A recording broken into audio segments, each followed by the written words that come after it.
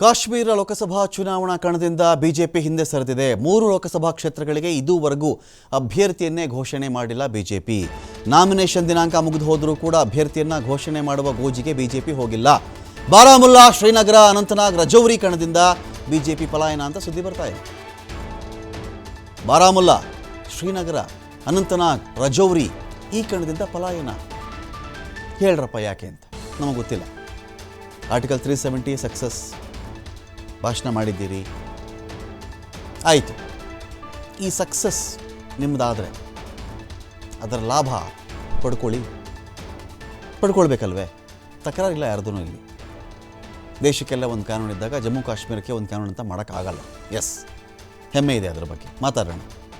ಆದರೆ after 370 removal of 370 article 370 ಏನಾಯಿತು ಅಂತ ನೋಡಬೇಕಲ್ವೇ ಈ ದೇಶದಲ್ಲಿ? That's very important.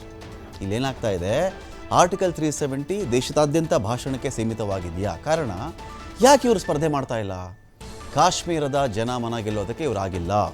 ಯಾಕಂತ ಹೇಳಿದ್ರೆ ಇಲ್ಲಿ ಪ್ರಶ್ನೆ ಬೇರೆ ಇದೆ ರೀ. ನೋಡಿ, ಆರ್ಟಿಕಲ್ 370 ಜಮ್ಮು ಕಾಶ್ಮೀರಕ್ಕೆ ಒಂಥರ ಬೇರೆ ರೂಲ್ ಇತ್ತು. ಒಂದು 3-4 ಫ್ಯಾಮಿಲಿಗಳು ಜಮ್ಮು ಕಾಶ್ಮೀರವನ್ನು ಆಳ್ವಿಕೆ ಮಾಡ್ತಾಯಿದ್ರು, ಲೂಟಿ ಮಾಡ್ತಾಯಿದ್ರು. ನಾವು ಅದಕ್ಕೆ ಅದನ್ನು ತೆಗೆದಿದ್ದೀವಿ ಅಂತ ಹೇಳಿದ್ರು. ಆಯ್ತಪ್ಪ, ಎಲ್ರಿಗೂ ಖುಷಿ. ನಮಗೆಲ್ರಿಗೂ ಒಂದು ಕಾನೂನು ಇದ್ದಾಗ ಅವ್ರಿಗೆ ಬೇರೆ ಅಂತಿಲ್ಲ, ಒಂದು ರೀತಿಯಲ್ಲಿ ಕಾನೂನು ಬಂತು ಅಂತ ಅಂದುಕೊಳ್ಳೋಣ ನಾವು. ಇದಾದ ಮೇಲೆ ಕಾಶ್ಮೀರದಲ್ಲಿ ಎಷ್ಟು ಜನ ಪಂಡಿತರಿಗೆ ಪುನರ್ವಸತಿ ಆಯಿತು? ಇದೇ ಮತ್ತೆ ಆರ್ಟಿಕಲ್ 370 ತೆಗೆದ ಮೇಲೂ ಕೂಡ ಎಷ್ಟು ಕೊಲೆಗಳು ಕಾಶ್ಮೀರದಲ್ಲಿ ಆದವು? ಅಟ್ ದ ಸೇಮ್ ಟೈಮ್ ಇದೇ ಲಡಾಖ್ ಜನ ಒಂದು ರಾಜ್ಯದ ಸ್ಥಾನಮಾನ ಬೇಕು ಅಂತ ಯಾಕೆ ಉಪವಾಸ ಕೂತಿದ್ದಾರೆ? ಇದೇ ಲಡಾಖಲ್ಲಿ ಚೀನಾದ ಸೈನ್ಯ ಬಂದು 400 ಕಿಲೋಮೀಟರ್ಗಳ ಒಳಗಡೆ ಬಂದು ಟೆಂಟ್ ಹಾಕೊಂಡು ಕೂತಿದ್ದಾರೆ. ದನಗಾಹಿಗಳು, ಕುರಿಗಾಹಿಗಳು ಹೋಗಿ ಅಲ್ಲಿ ಹೋದರೆ ಸಾಕು, ನಮ್ಮದೇ ಜಾಗದಲ್ಲಿ ಮೊನ್ನೆ ಎಲ್ಲ ನಾವು ಅಲ್ಲಿ ದನ ಮೇಯಿಸಿ ಕುರಿ ಮೇಯಿಸಿ ಬರ್ತಾಯಿದ್ವಿ, ನಮ್ಮ ಜಾಗ ಇತ್ತದು. ಇವತ್ತಿಗೆ ಚೀನಾದವ್ರು ಬಂದು ಕೂತಿದ್ದಾರೆ, ನಾವು ತೋರಿಸ್ತೀವಿ ಬನ್ನಿ ಅಂದರು. ಒಂದು ಕರ್ಫ್ಯೂ ವಿಧಿಸ್ತಾ ಇದ್ದೀರಾ ಆ ಭಾಗದಲ್ಲಿ, ಲಡಾಖ್ನಲ್ಲಿ. ಸೋನಮ್ ವಾಂಗ್ಚುಕ್ ಪ್ರತಿಭಟನೆ ಮಾಡಿದ್ದಾನಲ್ಲಿ, ಉಪವಾಸ ಕೂತಿದ್ದಾನೆ ಆ ಮನುಷ್ಯ. ಸಾವಿರಾರು ಜನ ಲಡಾಖಿಗಳು ಈ ಪ್ರತಿಭಟನೆಯಲ್ಲಿ ಕೈ ಜೋಡಿಸಿದ್ದಾರೆ. ಇದರ ಆಚೆಗೂ ಆ ಕಡೆ ಗಮನ ಕೊಡ್ತಾ ಇಲ್ಲ. ಎಲ್ಲಿ ಗಮನ ಕೊಟ್ಟುಬಿಟ್ರೆ ಪೊಲಿಟಿಕಲ್ ಮೈಲೇಜ್ ಕಡಿಮೆ ಆಗಿಬಿಡುತ್ತೆ ಎನ್ನುವ ಆತಂಕದಲ್ಲಿ ನೀವಿದ್ದೀರಾ? I don't know. ಯಾರಾದರೂ ಹೇಳಿ, ನೀವು ಬೇಕಾದ್ರೆ ಫೋನ್ ಮಾಡಿ, ನಾನು ರಿಸೀವ್ ಮಾಡ್ತೀನಿ. ಈಗಲೇ ಫೋನ್ ಮಾಡಿ ಬೇಕಾದರೆ. ಮೈಲೇಜ್ ಡ್ರಾಪ್ ಆಗುತ್ತೆ ಅಂತ ನಿಮಗೆ ಭಯ ಇದೆಯಾ? ನನಗೆ ಗೊತ್ತಿಲ್ಲ. ಕಾಶ್ಮೀರದ ಪಂಡಿತರಿಗೆ ಪುನರ್ವಸತಿ ಕಲ್ಪಿಸ್ತೀವಿ ಅಂತ ನೀವು ಹೇಳಿದ್ರಿ, ಕಲ್ಪಿಸಿದ್ದೀರಾ? ಇದೇ ಕಾಶ್ಮೀರದಲ್ಲಿ ಜನ ನಾವಿಲ್ಲಿರಲ್ಲ ಅಂಥೇಳಿ ಪ್ರತಿಭಟನೆ ಮಾಡಿದಾಗ ಮತ್ತೆ ಕರ್ಫ್ಯೂ ಹೇರಿದ್ರಿ, ಹೆದ್ದಾರಿಗಳನ್ನು ಬಂದ್ ಮಾಡಿದ್ರಿ. ಇದೂ ಅಷ್ಟೇ ನಿಜ. ಇಲ್ಲಿ ಲಡಾಖ್ ಜನಗಳ ಪರಿಸ್ಥಿತಿ ಹೇಳತೀರದಾಗಿದೆ. ಸೋನಮ್ ವಾಂಗ್ಚುಕ್ ಉಪವಾಸ ಕೂತಿದ್ರು, ಧರಣಿ ಮಾಡಿದ್ರು. ಗಡಿವರೆಗೂ ನಾವೇ ಕರ್ಕೊಂಡು ಹೋಗ್ತೀವಿ ಬನ್ನಿ, ಚೀನಾದವ್ರು ಏನು ಮಾಡ್ತಾ ಇದ್ದಾರೆ ತೋರಿಸ್ತೀವಿ ಅಂತ ಬನ್ನಿ ಅಂತ ಹೇಳಿದ್ರು. ಅಲ್ಲಿಗೂ ನೀವ್ಯಾರೂ ಹೋಗಲಿಲ್ಲ, ಒಂದು ಪ್ರತಿರೋಧ ತೋರಿಸಿಲ್ಲ. ಅಲ್ಲಿ ಹೋಗಿದ್ರೆ ಸತ್ಯಾಸತ್ಯತೆ ತಿಳಿತಿತ್ತು ನಿಮಗೆ. ಸತ್ಯನ ಸುಳ್ಳು ಹೇಳ್ತಿದ್ದಾರೆ ಸೋನಮ್ ವಾಂಗ್ಚುಕ್ ಅಂತ ಹೇಳಿ.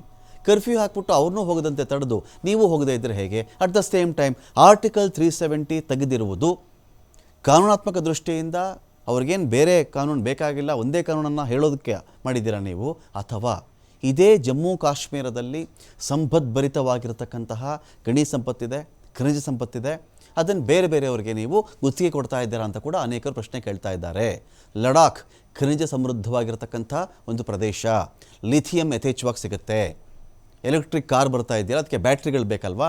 ಎಲೆಕ್ಟ್ರಿಕ್ಕು 2 ವೀಲರ್ಗಳಿಗೆ. ಈ ಬ್ಯಾಟ್ರಿಗೆ ಬೇಕಿರತಕ್ಕಂತಹ ಮೂಲಭೂತ ಕಚ್ಚಾ ವಸ್ತು ಲಿಥಿಯಂ ಇದೆಯಲ್ಲ, ಯಥೇಚ್ಛವಾಗಿದೆ ಅಂಥೇಳಿ ಯಾರಿಗಾದರೂ ಕೊಟ್ಟುಬಿಟ್ಟಿದ್ದೀರಾ ಅಂತ ಜನ ಕೇಳ್ತಾ ಇದ್ದಾರೆ. ಅದೆಲ್ಲ ಬಿಟ್ಬಿಡ್ರಪ್ಪ, ನೀವು ಯಾಕೆ ಸ್ಪರ್ಧೆ ಮಾಡ್ತಿಲ್ಲ ಅದನ್ನಾದರೂ ಹೇಳಿ. ಆರ್ಟಿಕಲ್ 370 ಪುಲ್ವಾಮನೂ ನಡೆದಿದೆ. ನಾವು ಅದಕ್ಕೆ ಬಾಲಾಕೋಟ್ ಸರ್ಜಿಕಲ್ ಸ್ಟ್ರೈಕ್ ಮಾಡಿದ್ದೀವಿ ಅಂತಲೂ ಹೇಳ್ತಾ ಇದ್ದೀರಿ. ಆದರೆ 5 ಇಯರ್ಸ್ ಆಯಿತು ಪುಲ್ವಾಮಾದಲ್ಲಿ ಯಾರನ್ನ ಹಿಡ್ಕೊಂಡು ಬಂದ್ರಿ, ಯಾರಿಗೆ ಗಲ್ಲಿಗೇರಿಸಿದ್ರಿ ಅಂದರೆ ಇದಕ್ಕೂ ಉತ್ತರ ಇಲ್ಲ. ಆರ್ಟಿಕಲ್ 370 ತೆಗೆದ ಮೇಲೆ ಇದನ್ನು ಬೇರೆ ರಾಜ್ಯಗಳಲ್ಲಿ ಆರ್ಟಿಕಲ್ 370 ನಾವು ತೆಗೆದಿದ್ದೀವಿ ಅದನ್ನು ಅಂತ ಹೇಳಿ ಮತ ಸೆಳೆಯೋದಕ್ಕೆ ಪ್ರಚಾರ ಮಾಡ್ತಾ ಇದ್ದೀರಿ. ಆದರೆ ಕಾಶ್ಮೀರದಲ್ಲಿ ಇದರ ಲಾಭವನ್ನು ಪಡೆಯೋದರಲ್ಲಿ ನೀವು ವಿಫಲವಾಗ್ತಾ ಇದ್ದೀರಾ. ಗೊತ್ತಿಲ್ಲ, ಇದೇನೋ ಫುಲ್ಲು ನಾಮಿನೇಷನ್ ಹಾಕೋಕ್ಕೆ ಕಡೇ ದಿನ ಇದ್ದರೂ ಕೂಡ ನೀವು ನಾಮಿನೇಷನ್ ಹಾಕಿಲ್ಲ ಅಂತ ನಮಗೆ ವರದಿ ಬರ್ತಾ ಇದೆ. ಯಾಕೆ? 2019 ಆಗಸ್ಟ್ 5 ಆರ್ಟಿಕಲ್ 370 ವಿಧಿ ರದ್ದು ಮಾಡಿದ್ರಿ ನೀವು. 370 ವಿಧಿ ರದ್ದಾದ ಮೇಲೆ ಮೊದಲ ಲೋಕಸಭಾ ಚುನಾವಣೆ ಇದು. ಎಂಥ ಹುಮ್ಮಸ್ಸು, ಎಂಥ ತೇಜಸ್ಸಿರಬೇಕಾಗಿತ್ತು ನಿಮ್ಗೆ ಆ ಭಾಗದಲ್ಲಿ. ರದ್ದಾದ ಮೇಲೂ ಅಲ್ಲಾಗಿದ್ದೇನು ಅಂದರೆ ಟಾರ್ಗೆಟ್ ಕಿಲ್ಲಿಂಗ್ ಜಾಸ್ತಿ ಆಯಿತು. ಯಾವ ವಿಷಯವನ್ನು ಇಟ್ಟು ಶಾಂತಿ ನೆಲೆಸುವಂತೆ ಮಾಡ್ತೀರಿ ಅಂತ ಹೇಳಿದ್ರಿ, ತಕ್ಕ ಮಟ್ಟಿಗಾಗಿರೋದು ನಿಜ, ನಾವು ಅಲ್ಲಿ ಹೇಳ್ತಾ ಇಲ್ಲ. ಪ್ರವಾಸೋದ್ಯಮ ಇಂಪ್ರೂವ್ ಆಯಿತಾ? ಅದಾಗಿರೋದು ನಿಜ. ಅಲ್ಲಿನ ಜನಗಳ ಜೀವನ ಮಟ್ಟ ಒಂದು ಹಂತಕ್ಕೆ ಸುಧಾರಿಸಿರೋದು ಅದು ಕೂಡ ನಿಜವೇ. ಅಟ್ ದ ಸೇಮ್ ಟೈಮ್ ಅಲ್ಲಿ ಪೂರ್ತಿ ಶಾಂತಿ ಆಗ್ಬಿಡ್ತಾ? ಟಾರ್ಗೆಟ್ ಕಿಲ್ಲಿಂಗ್ ಇಲ್ವೇ ಇಲ್ವಾ? ಇದೆ, ಇವತ್ತಿಗೂ ನಡೀತಾ ಇದೆ, ಅವತ್ತಿಗೂ ನಡೀತಾ ಇತ್ತು, ಇವತ್ತಿಗೂ ನಡೀತಾ ಇದೆ. ಇದೇ ಕಾರಣಕ್ಕೆ ಟೀಚರ್ ಕೊಂದರು, ಮಕ್ಕಳನ್ನು ಕೊಂದರು, ಯಾರೋ ಕೆಲಸಗಾರನ ಕೊಂದರು, ಬಂದು ಗುಂಡಾರ್ಸಿ ಸಾಯಿಸೋದು ಹೋದರು. ಅವತ್ತು ಜನ ಭಯ ಆಗಿ ಅಲ್ಲಿದ್ದವರು ನಾವು ಕಾಶ್ಮೀರದಿಂದ ಆಚೆ ಹೋಗ್ಬಿಡ್ತೀವಿ ಅಂದರೆ ಇನ್ನು ಎಲ್ಲಿ ಮರ್ಯಾದೆ ಹೊರಟೋಗುತ್ತೋ, ಮೈಲೇಜ್ ಹೊರಟೋಗುತ್ತೋ ಅನ್ನೋ ಕಾರಣಕ್ಕೆ ಕರ್ಫ್ಯೂ ಹೇರಿದ್ರಿ ನೀವು. ಗಂಟು ಮೂಟೆ ಕಟ್ಕೊಂಡು ಬಂದು ಹೆದ್ದಾರಿಯಲ್ಲಿ ನಿಂತ್ಕೊಂಡ್ರೆ ಲಾರಿಗಳಿಗೆ ತಾಕೀತು ಮಾಡಿದ್ರಿ, ಯಾರನ್ನೂ ಕ್ಯಾರಿ ಮಾಡೋ ಹಾಗಿಲ್ಲ. ಹೆದ್ದಾರಿಯಲ್ಲಿ ಬ್ಯಾರಿಕೇಡ್ಗಳು ಹಾಕಿದ್ರಿ, ಸಿಲಿಂಡರ್ಗಳು ಇಟ್ಕೊಂಡು ಬಂದಿದ್ದರು ಜನ, ಮನೆ ಪಾತ್ರೆ ಪಗಡಿ ಎಲ್ಲ ಎತ್ಕೊಂಡು ಬಂದಿದ್ದರು. ಆಗಲಿಲ್ಲ. ಅದು ಟಾರ್ಗೆಟ್ ಕಿಲ್ಲಿಂಗ್ ಹೆಚ್ಚಳ ಆಗಿದೆ. ಇದರ ವಿರುದ್ಧವಾಗಿ ಕಾಶ್ಮೀರಿ ಪಂಡಿತರು ಇವತ್ತಿಗೂ ಹೋರಾಟ ಮಾಡ್ತಾ ಇದ್ದಾರೆ. ಇದು ವಾಸ್ತವ. ಕಾಶ್ಮೀರಿ ಪಂಡಿತರು ಹಿಂದೂ ಅಲ್ಪಸಂಖ್ಯಾತರ ಮನಗೆಲ್ಲುವಲ್ಲಿ BJP ವಿಫಲವಾಯ್ತಾ ಈ ಭಾಗದಲ್ಲಿ? ಇದೆಲ್ಲ ಸುಳ್ಳ? ನೀವೇ ಒಂದು ಸ್ಟೇಟ್ಮೆಂಟ್ ಕೊಡಿ, ಅದನ್ನು ಪ್ರಸಾರ ಮಾಡ್ತೀವಿ. ಕಾಶ್ಮೀರಿ ಪಂಡಿತರಿಗೆ ಪುನರ್ವಸತಿ ಕಲ್ಪಿಸುವಲ್ಲಿ ಕೇಂದ್ರ ಸರ್ಕಾರ ವಿಫಲವಾಗಿದೆ. ಬನ್ನಿ ಬನ್ನಿ ಬನ್ನಿ ಕಾಶ್ಮೀರಕ್ಕೆ ಅಂತ ಹೇಳಿದ್ರೆ ಯಾವತ್ತೋ ಕಳ್ಕೊಂಡಿರೋ ನೆಲ ಅವರದು ಅಲ್ವಾ? ನಿಜ ಅಲ್ವೇನ್ರಿ? ಕಳ್ಕೊಂಡಿದ್ದಾರೆ. ಅವರ ಮನೆಗಳಿದ್ದಿರಬಹುದು, ಕುರುಹುಗಳಿದ್ದಿರಬಹುದು, ಆಸ್ತಿನ ಇನ್ಯಾರ ಕಬಳಿಸಿರಬಹುದು. ಹೀಗಿದ್ದಾಗ ಒಂದು ಪುನರ್ವಸತಿ ಪ್ಯಾಕೇಜ್ ಬೇಕಲ್ರಿ ಆ ಜನಗಳಿಗೆ. ಮನೆ ಕಟ್ಕೊಟ್ರ ಅವ್ರಿಗೆ? ಕಾಲೋನಿಗಳನ್ನು ಮಾಡಿದ್ದೀರಾ? ಉದ್ಯೋಗಕ್ಕೆ ಏನು ಮಾಡಬೇಕು ಅವರು? ಎಲ್ಲೆಲ್ಲೋ ಬೇರೆ ಬೇರೆ ಕಡೆ ಹೋಗಿ ಉದ್ಯೋಗ ಮಾಡ್ತಾ ಇರ್ತಾರೆ. ಒಂದು ಪುನರ್ವಸತಿ ಅಂದರೆ ಯಾವ ಥರ ಮಾಡ್ತಾ ಇದ್ದೀರಿ? ಈ ವಿಚಾರದಲ್ಲಿ ಕೇಂದ್ರ ಸರ್ಕಾರ ವಿಫಲವಾಗಿದೆಯಾ? 2014 ಲೋಕಸಭಾ ಚುನಾವಣೆ ಪ್ರಣಾಳಿಕೆಯಲ್ಲಿ ಪುನರ್ವಸತಿ ಭರವಸೆಯನ್ನು ಕೊಟ್ಟಿದ್ರಿ. ಕಾಶ್ಮೀರಿ ಪಂಡಿತ ನೌಕರರಿಂದಲೂ ಕೂಡ ಕೇಂದ್ರ BJP ಸರ್ಕಾರದ ವಿರುದ್ಧವಾಗಿ ಅಸಮಾಧಾನ ಹೊರಬಿದ್ದಿದೆ. ಕಾಶ್ಮೀರಿ ಪಂಡಿತರ ಹೋರಾಟ ಸಂಘಟನೆ AIKHF ಕಾಂಗ್ರೆಸ್ನಲ್ಲಿ ವಿಲೀನ ಕೂಡ ಆಗಿದೆ ಇದೀಗ. ಸೊ ಹಾಗಾಗಿ ಇಷ್ಟೆಲ್ಲ ಕಾರಣಗಳೇನಾದರೂ ಇದ್ದುಕೊಂಡು ನೀವು ಕಾಶ್ಮೀರದಲ್ಲಿ ಚುನಾವಣೆಯನ್ನು ಫೇಸ್ ಮಾಡ್ತಾ ಇಲ್ವಾ? ಅನಂತನಾಗ್ ಕ್ಷೇತ್ರಕ್ಕೆ ಏಪ್ರಿಲ್ 12ಕ್ಕೆ ವೋಟಿಂಗ್ ಆಗುತ್ತೆ, ಅಧಿಸೂಚನೆ ಆಗುತ್ತೆ. ಏಪ್ರಿಲ್ 19ಕ್ಕೆ ನಾಮಪತ್ರ ಸಲ್ಲಿಸುವುದಕ್ಕೆ ಕೊನೆಯ ದಿನಾಂಕ ಆಗಿತ್ತು.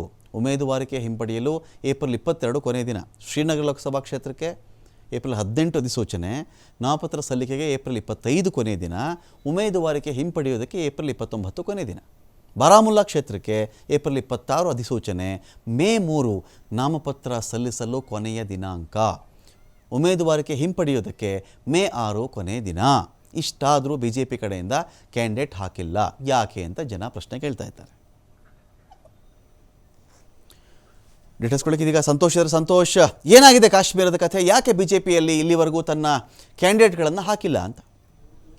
ರಮಾಕಾಂತ್, ಪ್ರಮುಖವಾಗಿ ಯಾವುದೇ ಒಂದು ಸರ್ಕಾರ ಚುನಾವಣೆಯನ್ನು ಸ್ಪರ್ಧೆ ಮಾಡುವಂತಹ ಸಂದರ್ಭದಲ್ಲಿ, ಚುನಾವಣೆಯನ್ನು ಎದುರಿಸುವಂತಹ ಸಂದರ್ಭದಲ್ಲಿ ತಾನು ಏನು ಮಾಡಿದ್ದೀನಿ ಅನ್ನುವಂತಹ ಕೆಲಸಗಳನ್ನು ಇಟ್ಟು ಆ ಜನರಿಂದ ಮತ ಕೇಳುವಂತಹ ಒಂದು ಕೆಲಸವನ್ನು ಮಾಡಬೇಕಾಗತ್ತೆ. ಇವತ್ತು ಪ್ರಧಾನಿ ನರೇಂದ್ರ ಮೋದಿ ಅವರು, ಅಮಿತ್ ಶಾ ಹಾಗೂ ಗೃಹ ಸಚಿವರು ಪ್ರತಿಯೊಂದು ರಾಜ್ಯಗಳಿಗೂ ಕೂಡ ಭೇಟಿ ಕೊಡ್ತಾ ಇದ್ದಾರೆ. JP ನಡ್ಡಾ ಅವರು ಕೂಡ ಪ್ರತಿಯೊಂದು ರಾಜ್ಯಗಳಿಗೆ ಬ್ಯಾಕ್ ಟು ಬ್ಯಾಕ್ ಭೇಟಿ ಕೊಡ್ತಾ ಇದ್ದಾರೆ, ರ್ಯಾಲಿಗಳನ್ನು ಮಾಡ್ತಾ ಇದ್ದಾರೆ. ಅದೇ ರೀತಿಯಾಗಿ ಆರ್ಟಿಕಲ್ 370 ಆದಿಯಾಗಿ ಬಾಲಾಕೋಟ್ನ ಒಂದು ಸರ್ಜಿಕಲ್ ಸ್ಟ್ರೈಕು, ಬಾಗಲಕೋಟೆಗೆ ಪ್ರಧಾನಿ ನರೇಂದ್ರ ಮೋದಿ ಅವರು ಬಂದಂತಹ ಸಂದರ್ಭದಲ್ಲಿ ಅದನ್ನು ಉಲ್ಲೇಖ ಮಾಡಿದ್ರು, ಮತ ಸೆಳೆಯೋದಕ್ಕೆ ಅಂತ ಪ್ರಯತ್ನ ಮಾಡಿದ್ರು. ಆದರೆ ಜಮ್ಮು ಕಾಶ್ಮೀರದಲ್ಲಿ ಪ್ರಧಾನಿ ನರೇಂದ್ರ ಮೋದಿ ಆದಿಯಾಗಿ ಯಾವುದೇ ನಾಯಕರು ಕೂಡ ಭೇಟಿ ಕೊಡ್ತಾ ಇಲ್ಲ. ಯಾಕಂದರೆ ಆರ್ಟಿಕಲ್ 370 ರದ್ದುಪಡಿಸಿದ ನಂತರ ಮೊದಲ ಬಾರಿಗೆ ಲೋಕಸಭೆ ಚುನಾವಣೆಯನ್ನು ನಡೆಸಲಾಗ್ತಾ ಇದೆ. ಆದರೆ ಪ್ರಧಾನಿ ನರೇಂದ್ರ ಮೋದಿ ಆ್ಯಂಡ್ ಬಟಾಲಿಯನ್ ಅವರ ಟೀಮ್ ಏನಿದೆ, ಯಾರೂ ಕೂಡ ಕಾಶ್ಮೀರಕ್ಕೆ ತೆರಳುವಂತಹ ಕೆಲಸವನ್ನು ಮಾಡ್ತಾ ಇಲ್ಲ. ಇವತ್ತು ಕೊನೆಯ ದಿನ ಆಗಿದೆ ಕಾಶ್ಮೀರದಲ್ಲಿ ಇದು ನಾಮಿನೇಷನ್ ಅನ್ನು ಸಲ್ಲಿಕೆ ಮಾಡೋದಕ್ಕೆ. ಆದರೆ ಇವತ್ತಿನ ಡೇಟ್ ಮುಗಿದೋಯ್ತು. ಹೀಗಾಗಿ BJP ಸ್ಪರ್ಧೆ ಮಾಡೋದಕ್ಕೆ ಆಗೋದಿಲ್ಲ. ಇನ್ನು ಪ್ರಮುಖವಾಗಿ ಕಾಶ್ಮೀರಕ್ಕೆ ಯಾವ ಕಾರಣಕ್ಕಾಗಿ ಹೋಗ್ತಾ ಇಲ್ಲ ಅನ್ನುವಂಥದ್ದನ್ನು ನಾವು ನೋಡಿದ್ರೆ, ಕಾಶ್ಮೀರಕ್ಕೆ ಹೋಗೋದಕ್ಕಿಂತ ಮುಂಚೆ 2014ರಲ್ಲಿ ಏನೆಲ್ಲ ಆಶ್ವಾಸನೆಯನ್ನು ಕೊಟ್ಟಿದ್ರು, ಯಾರ್ಯಾರು ಕಾಶ್ಮೀರಿ ಪಂಡಿತರಿದ್ದಾರೆ ಅವರಿಗೆ ಪುನರ್ವಸತಿಯನ್ನು ಕಲ್ಪಿಸುವಂಥ ಪ್ರಮುಖ ಒಂದು ಆಶ್ವಾಸನೆಯನ್ನು ಮ್ಯಾನಿಫೆಸ್ಟೋದಲ್ಲಿ ಮೆನ್ಷನ್ ಮಾಡಲಾಗಿತ್ತು.